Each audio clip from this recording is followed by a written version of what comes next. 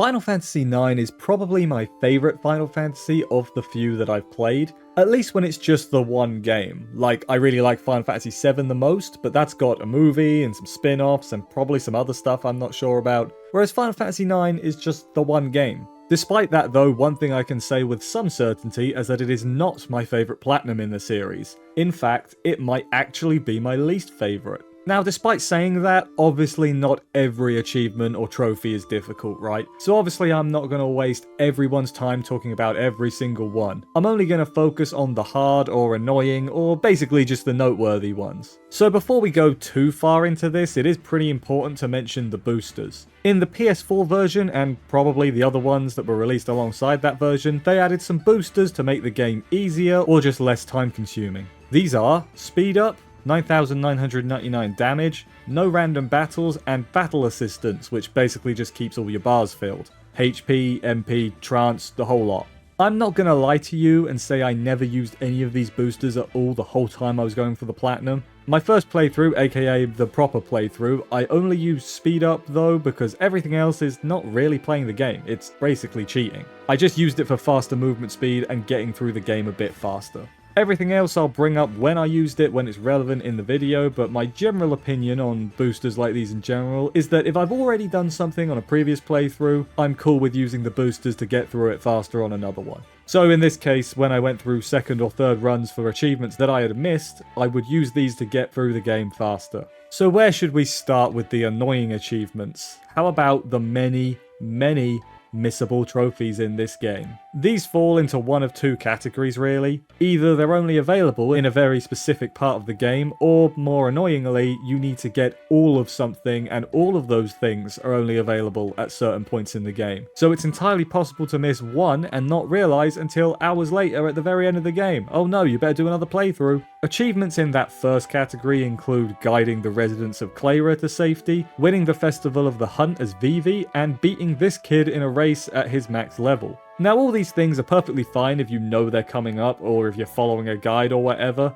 and I guess the existence of the achievement would tip you off that it's there in the first place, at least a little bit, but I also think sometimes it's very difficult to figure out what you're supposed to do. Like the Clara one, I don't think there's any way to tell which way is supposed to be safe other than trial and error, and if that is the intention, fine, whatever. Festival of the Hunt is confusing as you don't have Vivi in your party, so what you actually need to do is lose the final fight with Zidane and Freya, which again, you might figure out, but I also think there's a good chance you might try and get Vivi on your team somehow and not know what to do. The last one I mentioned is annoying in a different way. How you run is you mash the square and circle button, and I'll spare you the suspense and tell you that I genuinely hurt myself doing this. The later levels are a lot harder and I wasn't taking long enough breaks and I ended up hurting my wrist. Nothing super serious, but it was like a multi-day thing. My brother's exact words were, "I can't believe you got a gamer injury," and I've never felt more ashamed in my life. There are other trophies like this of course, only available at specific points in the story, and my honest advice would be to follow a guide, but like a spoiler-free guide, just so you know when they're coming up, as a lot of them aren't really that difficult, including the ones I've already mentioned. There is one exception though, that is difficult, and that is the shuffling minigame. You need to win 9 times in a row with them getting faster every time, with the later rounds getting borderline impossible. I had completely forgotten about this until looking stuff up again for this video, and I'm pretty sure I blocked the memory of this whole thing from my brain. What I ended up doing to help was take a video on my phone of the shuffling and then study that video to figure out where it was. Is that cheating? I'm using outside tools, so I guess so. This is officially a tool-assisted platinum, or a TAP for short. I'm sure though that there won't be any other minigame trophies that are hard to do without any assistance. This is the only one, promise. The other sort, as I mentioned, is things you need to focus throughout the whole game. Things like the 4 moonstones or buying all the items from old Rumpel over here. These are just a case of making sure you don't miss them when they're available, so again, guides will help. Something a bit different but also kind of similar is the Quizmouse guy. While you can't miss any encounters with him and can save it all until the end game, if you get any of the questions wrong at any point, you obviously can't get the achievement for getting all the answers right. They don't repeat if you get them wrong. It's not like these questions are all really simple either. Some I would have just guessed, but I am at best forgetful and at worst ignorant. If you aren't just looking up the answers, which I know you are, but pretend you're not, then you basically need to make sure you save after every correct answer. The other big pay attention throughout the whole game trophy is for watching 79 of the 80 active time events in the game, but 2 of those are actually mutually exclusive, so really it's a total of 79, so don't miss any, see every active time event. What makes this difficult is that some events don't trigger until already having seen some other events. Some are only if you go a certain direction to a different screen. It's easy to miss some if you accidentally progress too far, and there's no real way to check if you've missed any. Please just use a guide to tell you how to get these. I missed one and didn't realize and had to do a whole playthrough again just focusing this, and that was even with a guide, I just missed a line. I really wish there was at least a little bit of leeway, but there's not. The last in this category isn't missable, but it sure is a lot easier if you focus on it as you go through the game, and of course that is winning 100 Tetramaster matches. Now I'm gonna level with you. I have no idea how this game works. I know you have to get the most in your color to win, but why sometimes you win the skirmishes and sometimes you lose seems arbitrary to me. I'm sure there's instructions in the game I just didn't read, but I still got the achievement, so it doesn't matter. These have to be 100 different opponents crucially, and I think there are enough at the end game to get the achievement, but if you focus it as you go through the game, you'll get it done pretty early, maybe halfway through the game. I forget exactly where it was I unlocked it, but I do remember I was surprised about how early in the game it was. I guess I should mention Ozma. He's the game's super boss, and there is an achievement for defeating him naturally. One of his unique gimmicks is that you can't damage him with melee at all until you do the friendly monster encounters, where you give them certain items, but then there's also a trophy for doing all of that, so you're gonna do that anyway if you're going for the platinum, so it's not really an extra step. You also need to do a good portion of the Chocobo hot and cold stuff to even get to him, but just like the friendly monsters, you need to play a good amount of it anyway for the platinum, needing to find all the treasures and level 99 for it. I'm not going to spend a lot of time going over how to defeat the boss itself. The game is well over 2 decades old, there are plenty of boss guides you can find online. If you're lame, you can forego fighting normally and just use the boosters to defeat him in like 6 hits. No, I didn't use this, as I said, I like to actually play properly when I get to something new. As you'd expect, Ozma is at least one of, if not the hardest fight in the game, and one of the main threats to the platinum when it comes to the actual battle system. But as we've already seen, and will continue to see, the battles are not necessarily what makes the platinum difficult. Now this next one is either super tight or an absolute breeze depending on how willing you are to use the boosters. I'm of course talking about obtaining the Excalibur 2. Now for those unaware, you basically have to get to the final boss within 12 hours of game time. Without boosters, this is really tight and would require actual planning. I'm not gonna lie to you though, I 100% use the boosts and with them it's very easy. I was able to get to it in well under 6 hours. I forget the actual time, so there's a good chance it was actually a lot less than what I've said. I've just given myself enough leeway to where I'm absolutely sure it was less than that. With boosts, there's not a lot to say, so I'll kind of focus on without and say that these versions did apparently make things easier. There's reduced enemy rate, there's cutscene skip, and letting you switch off battle intros. I couldn't fathom trying this on the original release of the game without all that extra stuff. If you did it on the original PS1 version, leave a comment about how hard it was, because I am genuinely curious. If you're just after the achievement, just use the boost, it's really easy. Maybe barring the sad Zidane part of the game, I went in underleveled and undergeared, so I just kept getting killed before the scripted part of the battle could happen. It's easy to fix by just grinding a bit earlier and buying better gear, but be careful and keep multiple saves just in case of stuff like this. Couple of other annoying ones are first, getting 99 frogs and getting the ultimate fork, as you need to do the former to get the latter. Maybe this is just a me thing, but I'm so not a fan of this minigame. The main thing is the wait time. I know you can make it go faster by leaving a couple of frogs, but it still takes a while. I've said in other videos that waiting for things to respawn is one of my genuine least favourite things to do in video games, and this is no exception. Is it a difficult task? No, not really, but I would have much preferred being able to just grind all 99 out at once. The other annoying one is a clean bill of health, needing one character to have been hit by every status effect at some point in the game. There are 26 different status effects from my count, and they can all be gotten in Disc 4's endgame, so there's nothing missable from what I can tell. It might be easier in earlier parts of the game, but it's not missable. A lot of them can also be gotten from your own character's weapons, so as an example, Vivi's Oak Staff lets him use Sleep, and you can use this on your own team. I'm not going to list everything here, you can look up guides and lists if you need to. There is no way to track this in-game though, so you'll need to do it yourself. Which isn't the worst thing ever when you're actually focusing on it, but if you weren't keeping track through the game on your regular playthrough say, you obviously won't know what you've got and you might waste some time re-getting things. Again, it is more annoying than straight up hard, but I wanted to mention it.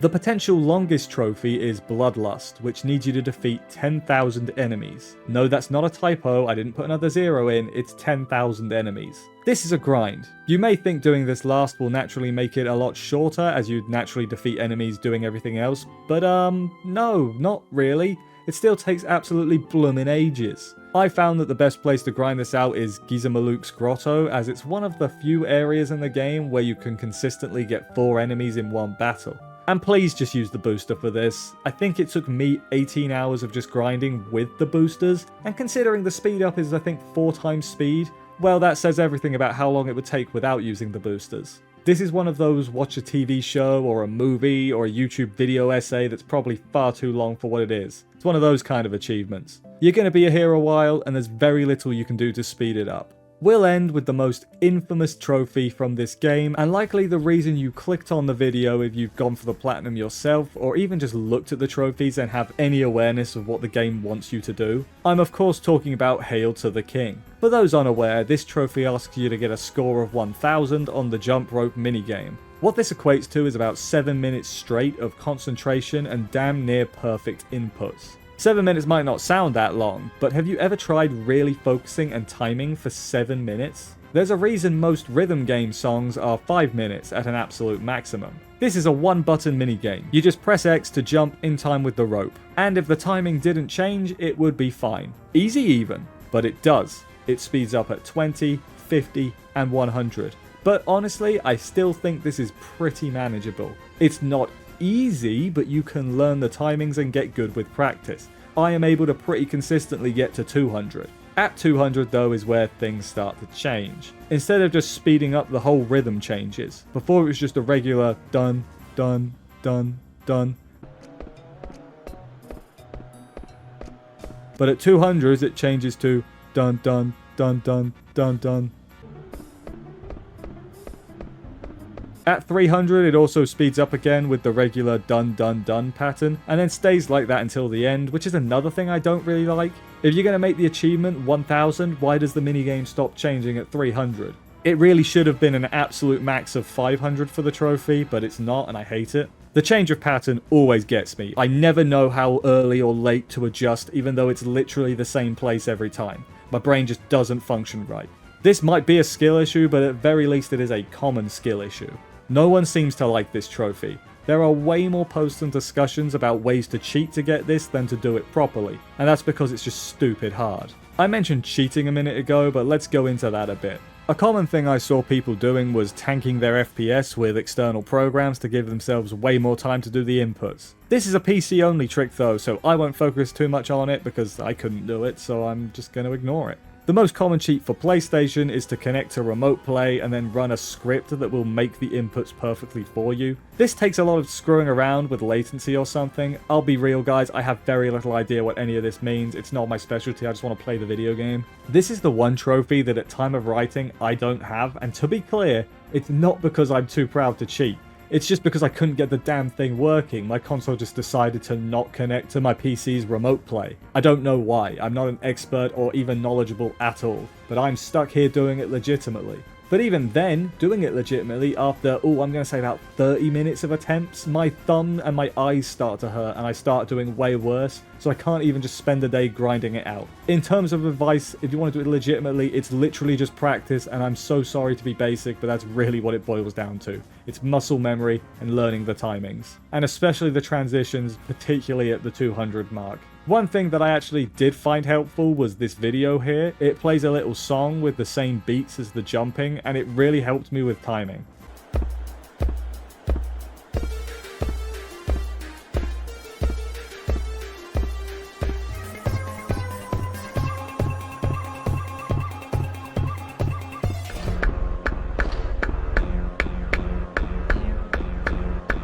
With this, I'm able to pretty consistently get to 200, as I said earlier. I still suck at the beat change at 200 though, but at least I can get there more consistently. This is the sole thing stopping me from getting to platinum, and legitimately might be one of the hardest trophies I've ever attempted. A stupid one-button minigame. Unbelievable. So overall, how do I feel about the game? Final Fantasy IX is excellent. It really is. All the characters are at minimum decent, with most being great in their own right. My favourite is Vivi. I don't think that's a controversial opinion, but beyond how good the characters are individually, all of them together and how they bounce off and influence each other really do enhance the experience. The gameplay is solid. I've said before in other videos that it's quite difficult to make turn-based combat stick out, and I do still think that. It's not like Final Fantasy IX was leading the charge in a unique combat system, but what it does do is work, and it works really well. FF9 is an incredible game with an incredible story. The Platinum Trophy, though, is another story. For the most part, I do think it is fine. Long, and needs you to explore most of the game, but fine. That's probably what a Platinum should be, needing you to do all the content. There are really two culprits that make this bad. First is Bloodlust. 10,000 enemies is just too many. Like I said, my grind was 18 hours, and that is simply too long to do nothing but random battles, and that's with modifiers on. Without them, we're looking at a much more disgusting number. The other trophy, as you'd expect, is Hail to the King. 1,000 is just too much for this insanely precise minigame, and I would honestly think that the majority of people that have this did something to make it easier, whether that's manipulating frame rate or just using the remote play script or something else that I don't know about. It's the only achievement I'm missing currently, and I really don't know if and or when I'm gonna get it. It's insane that the worst part of the Platinum is something so minor that could theoretically be completed within like 10 minutes of starting the game. None of this though makes me dislike the game though. I've had comments before being like, man, I can't believe you ruined the game for yourself by going for the Platinum, and no, that's not how this works. It is very easy for me to say, yeah, the game is awesome, the Platinum sucks. They are separate things in my brain, if that makes sense.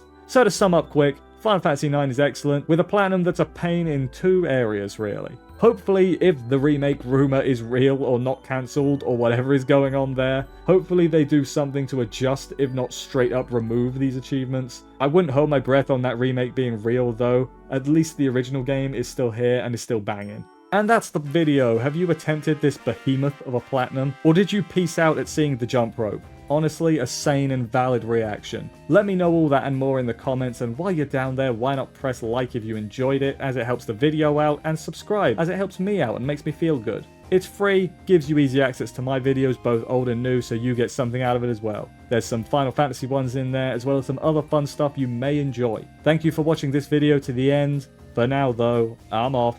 Hunt them tropes, and I'll see you next time.